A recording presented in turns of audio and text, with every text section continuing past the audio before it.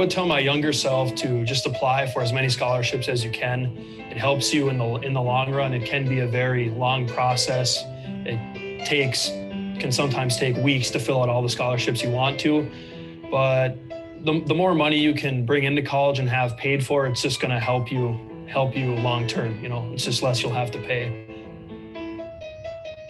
Finances are one of the most stressful things about the college experience, whether you like it or not. And if someone is willing, and they are, to give you assistance through your program, I would encourage you to take any opportunities, look high and low for those opportunities so that you can focus your energy on what you're going to school for. It's good to feel pressure. Too much pressure isn't that good, but just enough pressure to where you actually sit down and fill that application or study that extra night for the ACT or any of that. Just sit down and do it. It's worth it. You'll thank yourself in the future. I know there's definitely people that regret not doing scholarships. Maybe they did some, but I always had the mindset to just apply for whatever you can, because realistically, you might not get everyone. So the more you apply for, the better. It's only going to help you long term, for sure.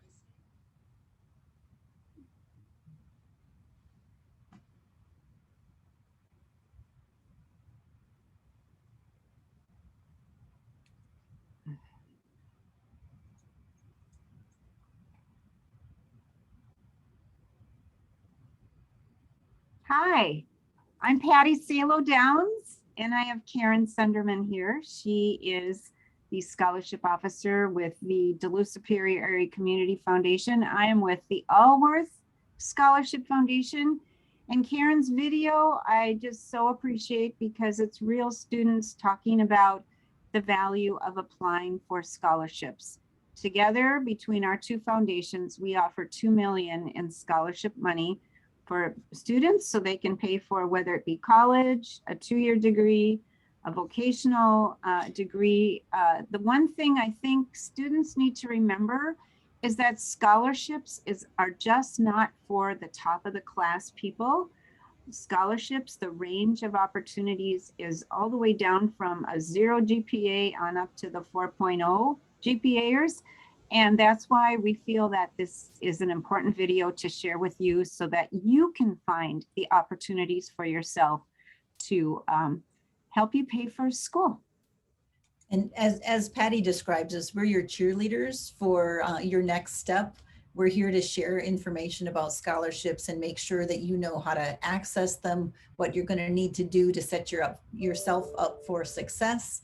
And between the two of us, I think we're here to help you as well as your counselors. So we are resources for you from the Alworth Foundation and Patty, or from the Duluth Superior Area Community Foundation. That's me. There are 70 scholarships out there that the Community Foundation offers, and we touch more than 300 students a year. That could be you this year if you get working. Mm-hmm. So what is a scholarship? It's an amount of money that is given to you by a school, an organization, a foundation, and even individuals to help you pay for your education. And it's free money. So remember that. A lot of banks, they'd be happy to fund your college education. But the problem with that is you have to pay them back, and you have to pay them back with interest.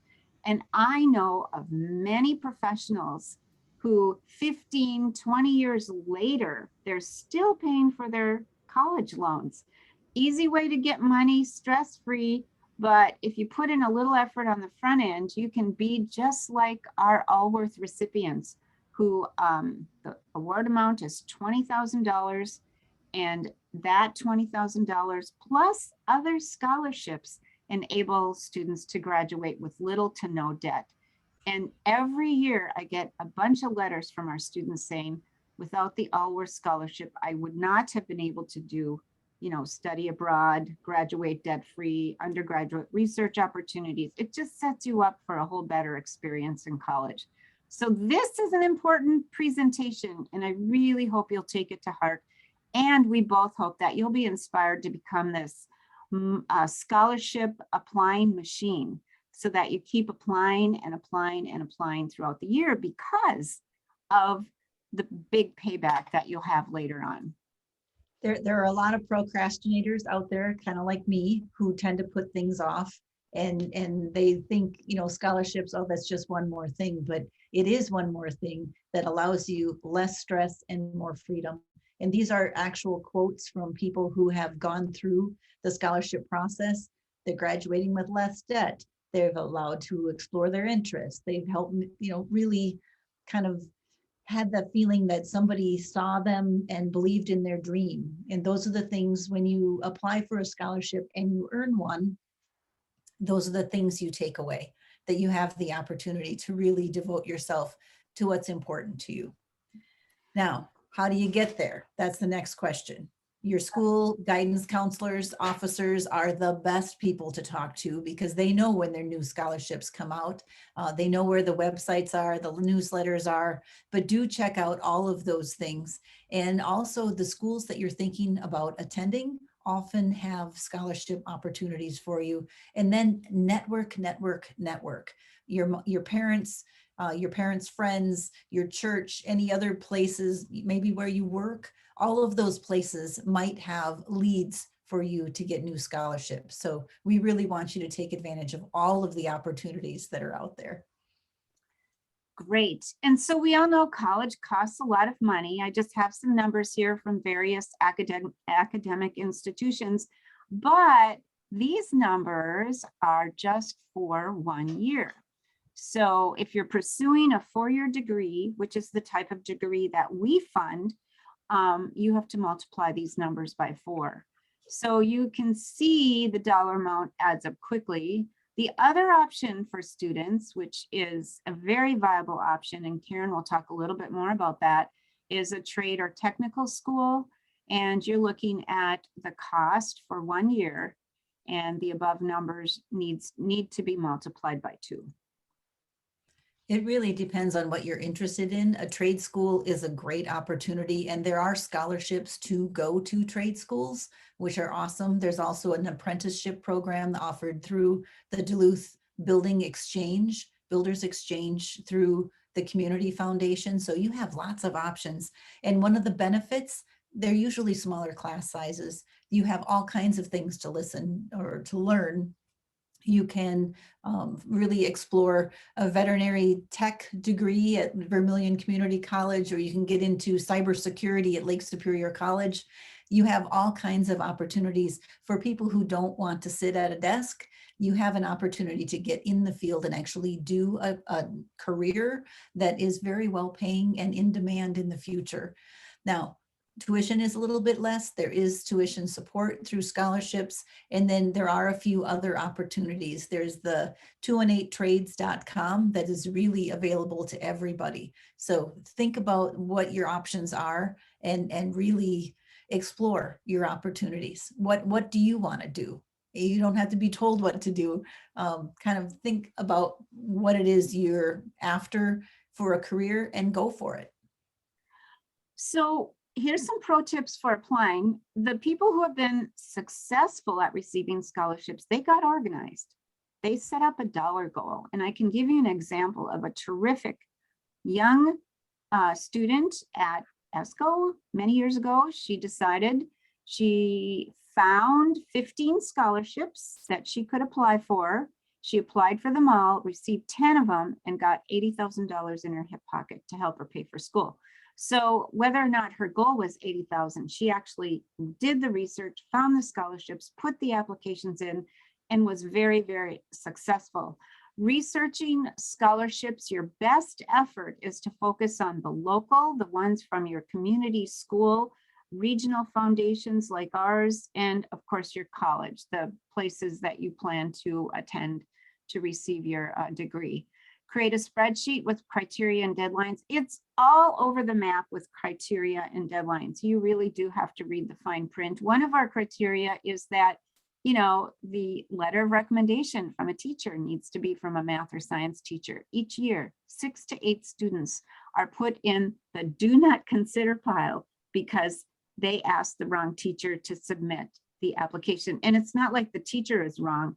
It's we require, a math or science teacher because our scholarship is focused for math and science majors. And then essay questions are certainly the vote getters. A good essay with showing your passion, your zest, why you want to go into this field, what do you hope to accomplish once you have this degree or this sort of certification. It's really, really important that you put a lot of heart and soul into it. And certainly you have to get it proofed and take your time. So that's where you're going to spend the bulk of your time, is working on those essay questions. So start on them now. Don't wait till the last minute. I can always tell the last minute application filler outers, because there isn't a whole heck of a lot of detail in their applications and they're just shooting themselves in the foot. So whatever section they're asking for information, be very thorough and be very thoughtful. Oh, one of the best things you could do for yourself to make this less arduous of a process is to get your friends together and start a scholarship application club, so to speak. And there were several students at Cloquet a couple of years ago who said, hey, we get together every Saturday morning and we're looking for scholarships and we're applying for them.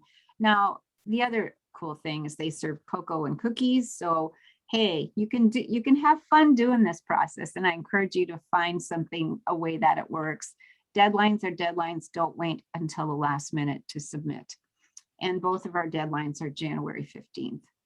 Yeah, and that's a firm January 15th. And I should let you know that our portal, our scholarship portal, won't open until we have this massive software migration finalized. So that will likely be the middle of November. And I have a poster that I'm sending out to the counselors. So we encourage you to do a little scan of the QR code and see if you can keep in touch with us, and we'll let you know when the portal is open. So that's kind of a big tip that I have to share with you as well. When you sign up that way, we'll be able to sign up a big e-blast and say, okay, now's the time. But meanwhile, you can still start, and you can start by researching. And we want you to research on our website right now, because you'll see the variety of scholarships that are out there. And they are big ones, there are small ones. They're for straight A students. They're for people with GPAs between 2.5 and 3.5.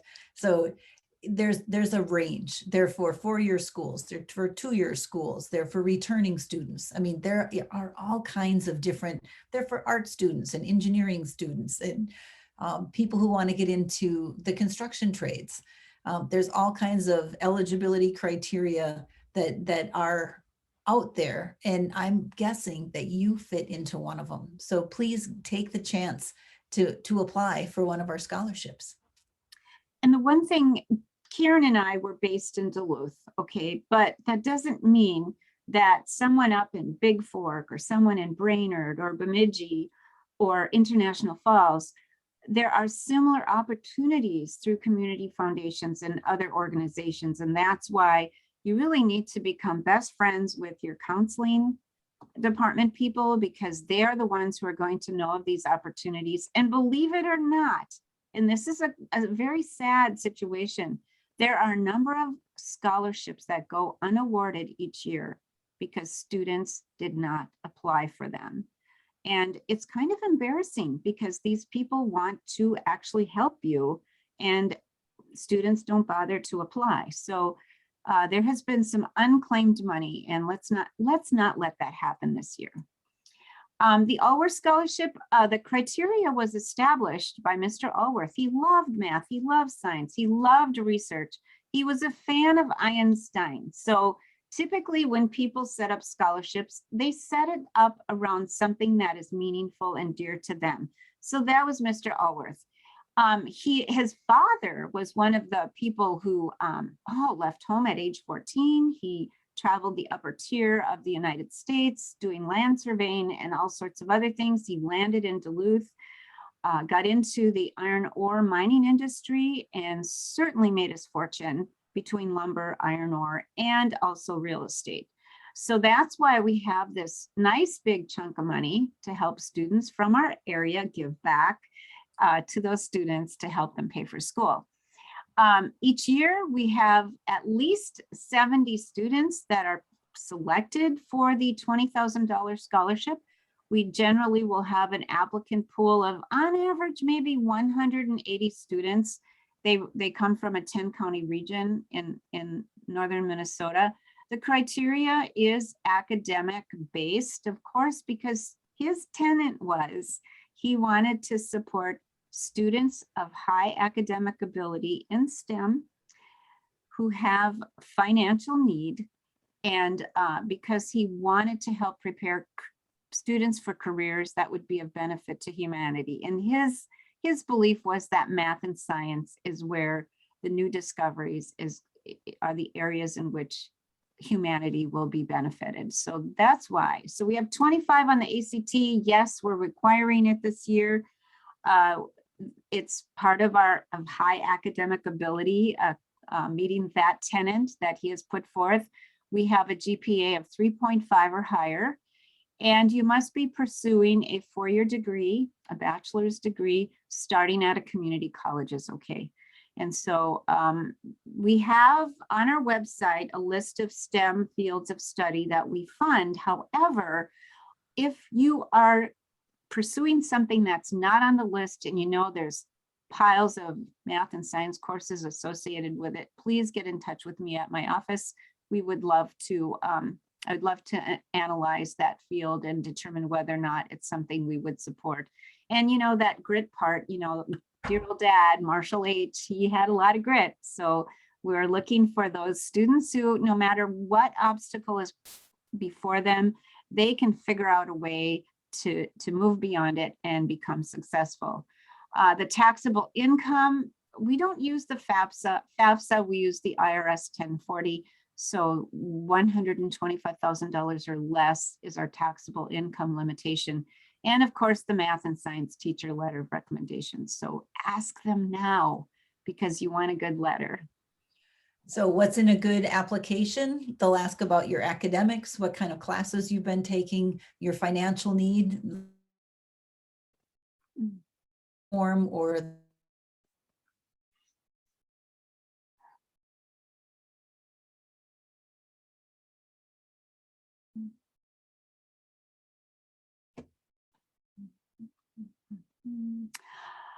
looks like Karen's a little frozen here. I'll continue on for her in this section. So we're looking for financial need, activities, awards, leadership, recommendation letters, written essays, or a video. Karen is requiring a video. They did last year, 2 to 3 minutes. And it's something fun to do, especially if you're not real comfortable with your writing ability. The video may be another way in which to complete your story, telling your story in your application. Transcripts, we will access those through the counseling department. We will ask for those, but that becomes a part of the criteria. And then there is the GPA and the ACT test scores. The Alworth, we will require the ACT like I suggested. And if you plan to take the test in December or February, that's okay. Please fill out the application and have it submitted by January 15th deadline. Your test scores can catch up with your application, so it's all is not lost. The Duluth Superior Area Community Foundation, the ACT is not required, but it is encouraged. And so if you have those scores, hey, share them. It's not the end of the world. It actually, taking the test is not the end of the world. One of the benefits of taking the test, particularly if you're pursuing a four-year degree, is oftentimes additional scholarship money or funding will be offered to you based on your test scores. And even though a college may not require it, some of those scores can actually help you get some more money to help you pay for school. Okay, so next slide, and Karen's back, I believe. yes, thank you. Don't you love technology? You know, we do our best. So the other things that they'll be looking at, of course, is activities and awards and volunteering, how you are involved in your community, engaged in your community, thinking about all of those things. An example that I've heard before is, maybe you're helping to take care of younger kids in your house. You need to let us know that. Maybe you're helping out a neighbor take care of their dog, or you do something else in your employment. All of those things are worth kind of bragging about a little bit and letting people know that you are out there volunteering and you're engaged in your community, because I think you want to present a full 360 of your experience of who you are. And of course, letters of recommendation, depending on the scholarship you're applying for, you might need one, you might need two. They might need to be from a specific person, a coach, math teacher, maybe your counselor, often your counselor. So think about who you're going to ask and start that process now, thinking about what it is you want to do and who you need to talk to. It's all about research and starting the ball rolling now.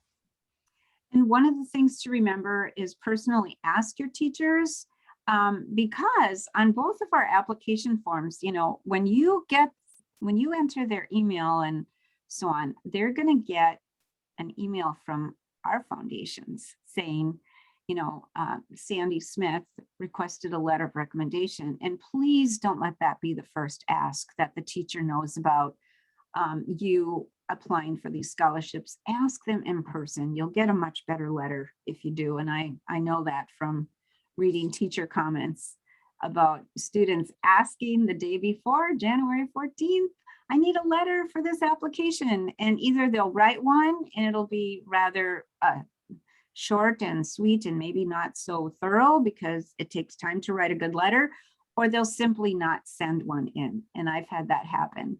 And there's one word here that I think, all the things that you have done over the past 4 years are really important. You may not think they're important because, it's hard to pat ourselves on the back or even to, think about, walking the neighbor's dog when they were incapacitated.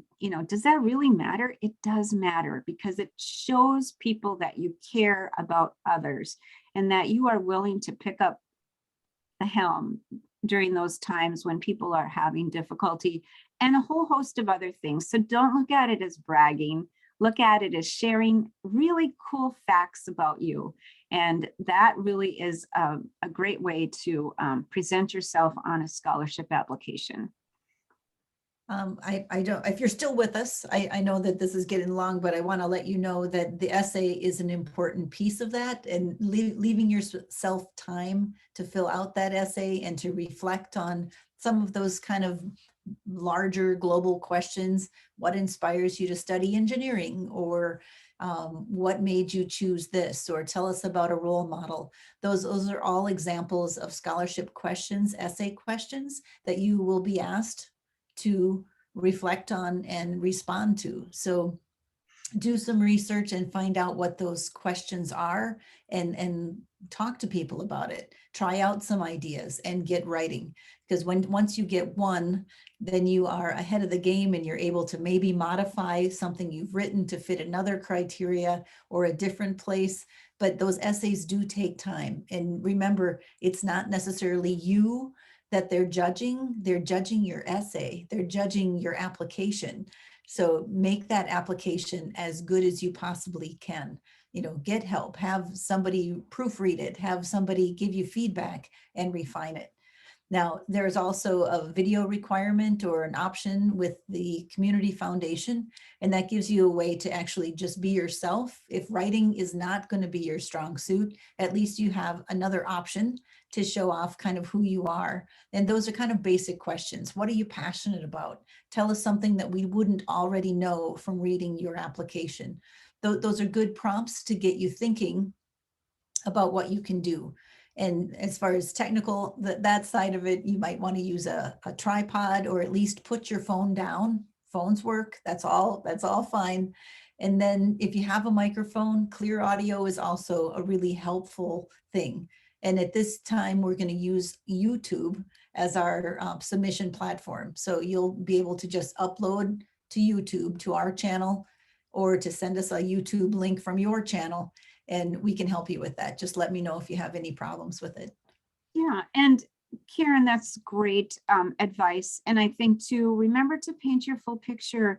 If there's personal stories of where you needed to work after school versus doing school activities, or there have been financial medical hardships, that's really important information to share with us. And so paint your full picture.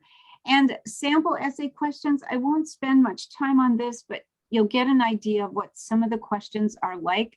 The first two are Alworth Foundation essay questions.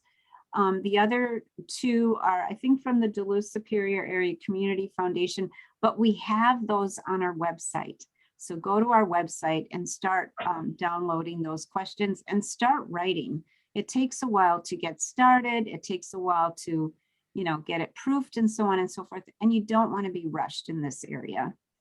So we're on the final stretch here, and here's our last tips. And it's always be yourself and be authentic, because if you are bored writing, or if you don't put your best foot forward, no one can see your best foot. So it is the idea is be authentic, be yourself, and make sure you have some passion for it. And of course, answer all of the questions, not just the beginning, but some of those questions are two-parters. Tell me about this and how it relates to this. So you do have to spend some time on both of those. Choose your words carefully, because words matter. And the more direct and clear you can be and make your point, the stronger your essay will be. And of course, double check grammar and spelling. Don't trust spell check. The English language is crazy. So sometimes a blue or a there or a there will trip you up. So make sure you have somebody proofread it that didn't write it, because they often see things that you don't. And please don't procrastinate. You will thank yourself for taking advantage of the time that you have right now. So we hope you get started. Yeah, and Karen, I'd like to add just one more thing. So oftentimes students will just write, I should be selected because I'm a hard worker. Well, that statement is well overused on applications. So if you're going to talk about being a hard worker, you might want to say something like, I have demonstrated my hardworking ways, and list them or whatever. But remember, I needs to be capitalized. It's not the little I. And I can't tell you how many applications I see that there's that little I, it's not capitalized. So that could be a mark against you getting a vote. So be sure that you check your grammar and spelling, and be sure that little I gets to be a big I. Otherwise, that could just shoot you in the foot for being seriously considered. So we did talk about the taxable income for the Alworth, and that information is on our website. Karen has something to say about the FAFSA form. That's what we use, the student aid report. So you might as well start that now, because that is a good, and it's a process. So you'll have to ask your parents, or if you are the parent, you need to find that information that you need to go through the FAFSA registration or application. If you need help, your counselors will have a link for it. You can find that, and it's pretty commonly used across the industry and across the country, actually. So you'll be able to find that, and that's what the Community Foundation uses. Yep. So, well, we've heard these excuses, haven't we, Karen? Why people don't apply. And, oh, I'm not going to apply because I won't get it. I don't have time. Yes, the senior year is very, very busy. But if you can even squeak out an hour a week to focus on scholarships, you'll be further along. I mean, how many more weeks are there before you walk across that stage? And keep in mind, scholarship opportunities are going to keep rolling in all throughout your senior year. So getting organized now and getting those essays and getting a little spreadsheet of opportunities, it is so worth your time. I'm not a good writer. Well, there are people you can rely on to help you jeep up your essay, and to maybe take out extra words and add an adjective or two that just makes it a little bit more lively. Don't be afraid to ask for a letter of recommendation. Yeah, it takes time to fill out an application, but here, do the math. If it takes 4 hours to fill out the Alworth and you're selected for $20,000 to help you pay for school, you just made $5,000 per hour. If you look at every scholarship opportunity as how much money I can make per hour of effort in filling out this form, it's far, far better than working full-time at a McDonald's at $15 an hour, grossing, and this is gross, around $30,000 a year. You can make that in a fraction of the time by simply filling out scholarship applications.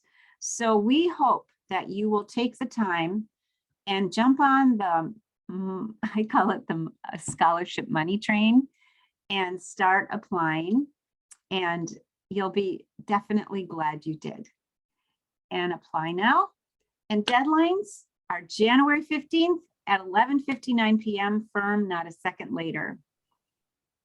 I like the tip, get it off your plate before winter. I think that is a wonderful, as the temperatures outside get colder, you know that it's coming. So that deadline will be here before you know it. So if you have a chance to start and get moving on it, do it now. There's money out there for you.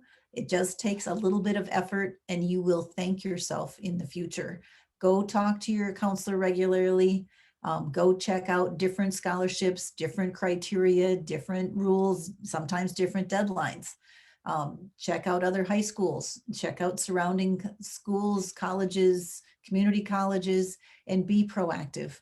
Get out there and go for it because you are scholarship material. You can do this, but you do have to focus your energy a little bit and do make it fun. You can do this. I know you can. So here's our contact information. We are your advocates. We want you to have this money. Any questions, please call us. We are here to help. And we wish you all the best. And I sincerely hope to get an application. We sincerely hope to get applications from each of you in the next several months and make it fun. Thank you. Thank you.